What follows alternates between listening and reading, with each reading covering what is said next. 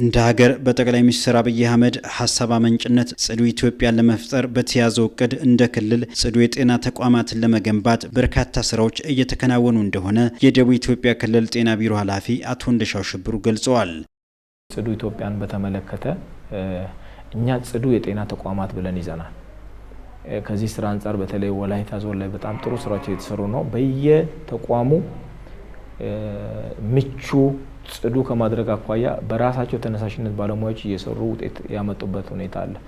ጽዱ የሆነ ተቋም ማለት ከብክለት ነፃ የፈሳሽም ሌሎች ነገሮች ነፃ የሆነ ሰው ለመታከም መጥቶ ሌላ በሽታ እንዳያገኘው የሚሰሩ ስራ ቢያንስ ሳይው አትራክቲቭ የመሆን ነገር ማለት የግሪን ኢኒሺየቲቭ የምንላቸው አሉ። በሚበሉ ተክሎች ሆስፒታሎችን መትከልና በዛ መሙላት የሚሉት እየሰሩ ያሉ በጣም ብዙዎች ናቸው። ስለዚህ ጽዱ የጤና ተቋም ከመስራት አኳያ በጣም ጥሩ ስራዎች እየተሰሩ ነው ያሉት። የህፃናትን መቀንጨር ለመከላከል በክልሉ 33 ወረዳዎች በሰቆጣ ቃል ኪዳን ተካተዋል። በዚህም ጤናማ ትውልድ ለመፍጠር አይነተኛ ሚና ይጫወታል ባይ ናቸው። ከስነ ምግብ ጋር ተያይዞ የሚሰሩ ስራዎችን ቅንጨራን ለመቀነስ እንደ ክልላችን ወደ 33 የሚሆኑ ወረዳዎች በሰቆጣ ቃል ኪዳን ውስጥ ገብተዋል።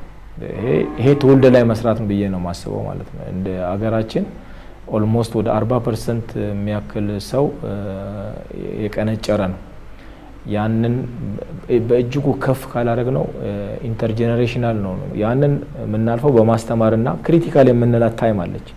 የመጀመሪያ 1000 ቀናት ወይ አንድ ህፃን ከተጸነሰበት ጀምሮ እስከ 2 አመቱ እነዛን ስራ ከሰራን ትልቅ ለውጥ ይመጣል የሚል ነውና እነዚህ ትውልድ ላይ ሊሰሩ የሚችሉ ስራዎች ላይ በተገቢው እየሰራን ነው። ለውጦችንም እያየን ነው። እውነት ለመናገር ለውጦችንም እያየን ነው ከኒውትሪሽን አንፃርና እነዚህ እንግዲህ ዋና የምንላቸው ስራዎች ናቸው። ህብረተሰቡ መድኃኒትን በተመጣጣኝ ዋጋ ለመግዛት አማራጭ እንዲኖረው በማሰብ በእያንዳንዱ ወረዳ አንዳንድ የህዝብ መድኃኒት ቤት እንዲኖር በትብብር እየተሰራ እንደሆነ ያወሱት ኃላፊው አሁን ላይ 61 ፋርማሲዎች በስራ ላይ ይገኛሉ ብለዋል።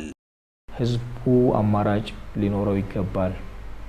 ከአንድ ቦታ ብቻ መድኃኒት መውሰድ ትንሽ ያስቸግራል ተብሎ በእያንዳንዱ ወረዳ አንዳንድ የማህበረሰብ ፋርማሲ መገንባት አለበት የሚል ኮሚትመንት በክቡር ርዕሰ መስተዳድሩ ተይዞ ነበር።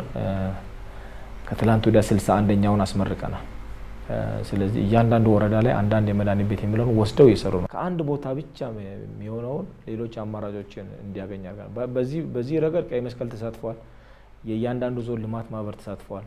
ባይዘው ዩኒቨርሲቲዎች ተሳትፈዋል። ባለሀብቶች ተሳትፈዋል። በአብዛኛው ግን ህዝቡ ነው የተሳተፈው።